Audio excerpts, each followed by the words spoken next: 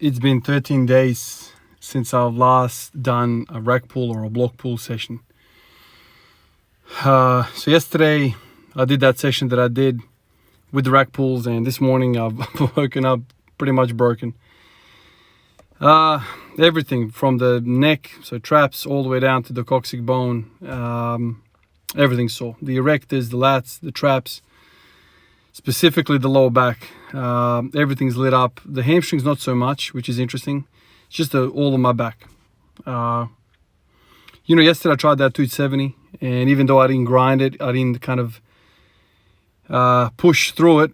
Having that much weight on your back, in your hands, loaded up in your back, it just goes to show you how much one rep can do. And it wasn't just that. I also did the 3 sets of 10 with the 180 kilos on the rack pull. So lots of work in the back. Today I basically can't do anything. I can't do any axial loading, any meaningful axial loading. So I just settled down for some wide stance squats, and I did a whole bunch of them. So before I even went in the garage, I had the kids for the day. So in the house, I ended up doing 7 sets of 20. Got in the garage, ended up doing another 10 sets of 20. So some 340, 350, 340, I think it was, all up reps. Just trying to push the knees out, trying to feel the groin, trying to feel the adductors, stretching them out every rep. I think it's very, very beneficial for me. Like, my hips have been feeling amazing. When that soreness, subsided from the first time I did the wide stance squats, now I'm kind of feeling the goodness from it. So I'm not sore in there anymore. It just goes to show you, man, if you spend 12 days away from a lift, you're going to be sore when you come back to it. So all these people who are telling me I'll do legs every, fortnight and I'm making all these gains, I'm like, man, you must be one tough mental guy. Like, to put up with this type of soreness, like, I know this soreness is going to be with me for a few days now. Not as debilitating in a way as the adductors, because the adductors I couldn't even feel them walking. But it's still pretty bad, when you have a sore back. We've all been there. So that's all I pretty much did today. I worked with the wide stance squats, got all that, blood flowing through the body in the cheapest way possible. I tried loading up some weight, after the 10 sets. I tried, putting 60, 100 kilos. With the 100 kilos, there was no way in hell. Like, I can't stabilize my lower back. I can't do anything. And so I just racked it. I tried to do a normal back squat, normal stance. That also felt horrible. So I ended it there. But what else am I going to do? So I did all that. And then I went, oh, screw it. Let's make 2 bench press days in a row. Today, instead of doing 5 sets of 5 on the bench, I ended up doing some singles. I kind of worked up to 130 today. That felt all right. It's just funny how the only way I'm going to do upper body, meaningful upper body, is when I'm forced to. So when I annihilate my lower body or my back and my legs, then I'm forced to do something with the arms. Today, I didn't actually record the bicep curls, but I ended up doing some bicep curls, ended up doing some bench. And then I ended up the session and I tried to do some weeding and I try to mow the lawn.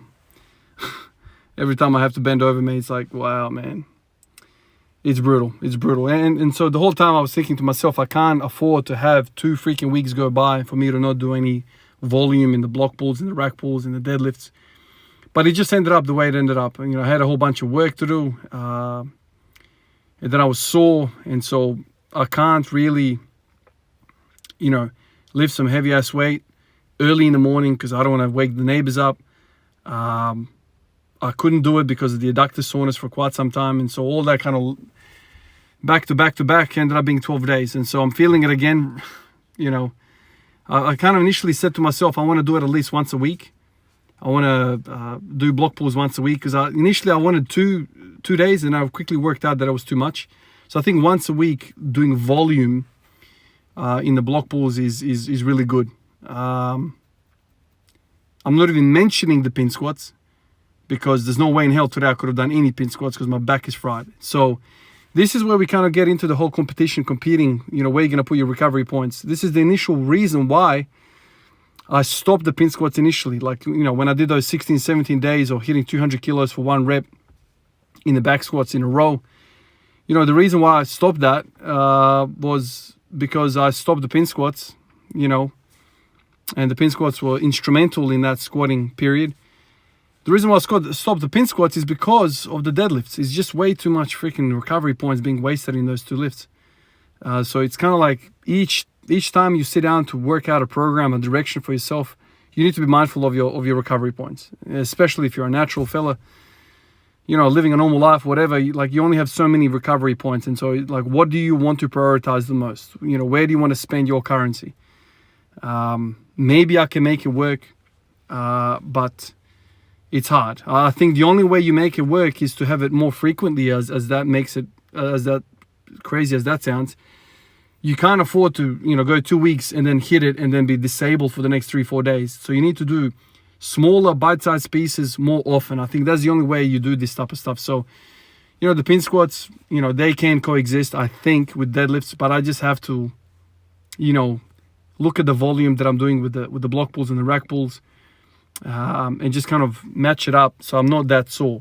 So more frequently and less volume, and that way you can fit both of these two very, very heavy exercises, right? You know, I did 260 on the freaking rack pulls yesterday, and for me to load up 260, 300 kilos in the pin squats, that's just a lot. It really, really is a lot. So this is where this bodyweight stuff comes in really, really freaking handy. It's cheap, blood pumping, it's beneficial, especially if you're working with a stance which you're really weak at, right? You know, so when you're doing a bodyweight squat, normal stance, it's so far away from your 1 rep max, right? It's just so far away. But it's less far away when you're doing something that you're not strong at, like a wide stance squat for me. Yes, my wide stance is very, very wide. I'm trying to exaggerate the hell out of it so I can kind of make it easier for myself with the transition. If I can master a really wide stance, and when I bring it out, you know, bring it in a little bit, you know, bring the legs a little bit in, I'll be able to kind of display some comfort in that range, and I'll be able to load some weight. The aim is to get stronger in the wide stance. You know, why not? You know, it's a weakness. I need to progress it. I need to make it better. So I did a lot of freaking sets with the bodyweight squats.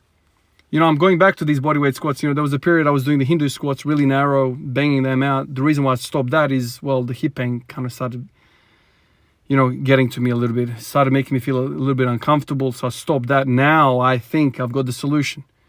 Everything narrow leaves the adductors out, pumps the quads and the glutes and whatever else is going on with the narrow stance squat, leaves the adductors.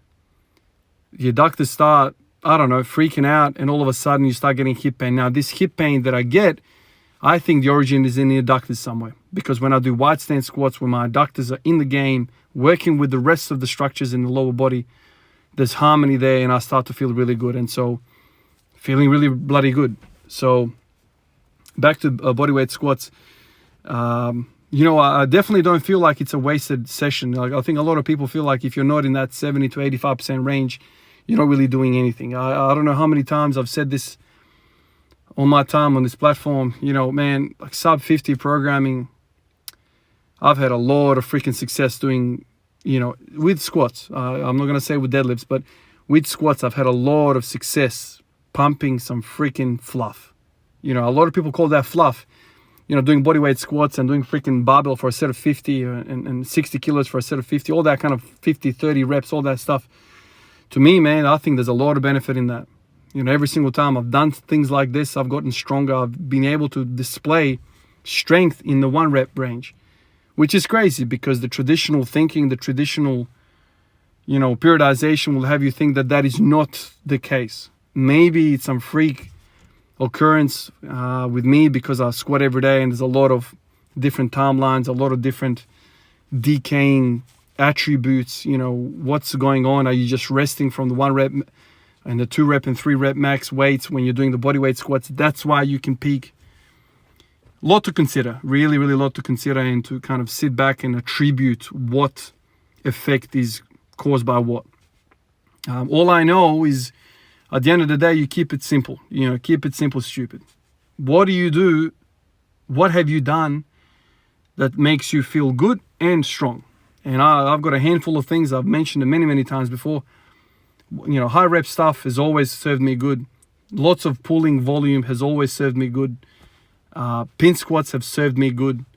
Those are some of the things that have recurrently made me feel good. And so no matter what happens, no matter what you do, you always have a bit of history about you, especially if you've spent 5 years, 10 years in the game.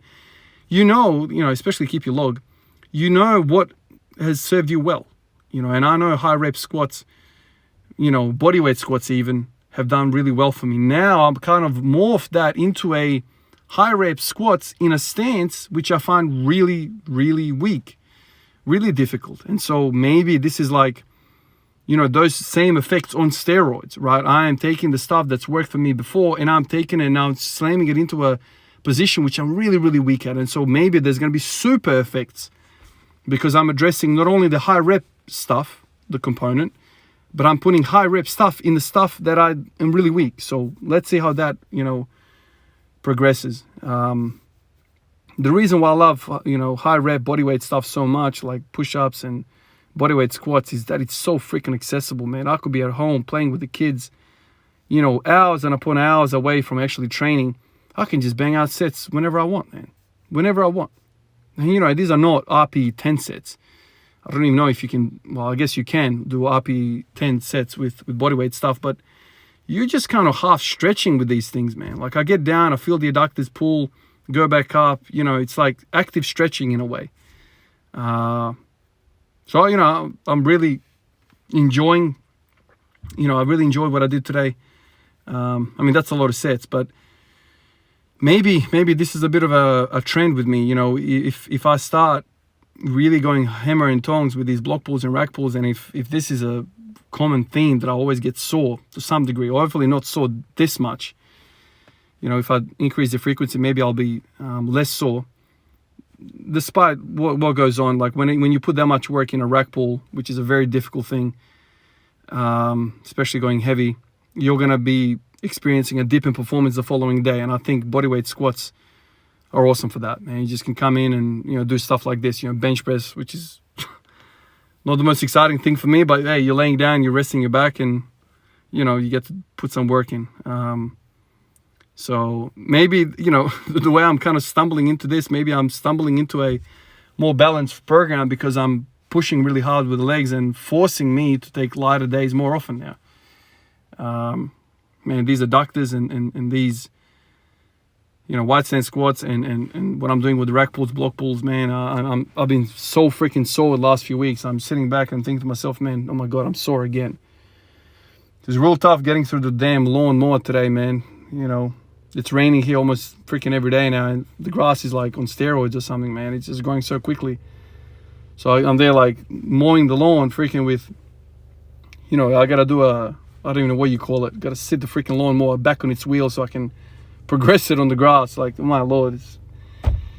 Anyway, it's everything's hard when you got a sore back, basically, especially sore adductors. If you got sore adductors, you're not doing any lawns. You're freaking in on your couch not doing anything.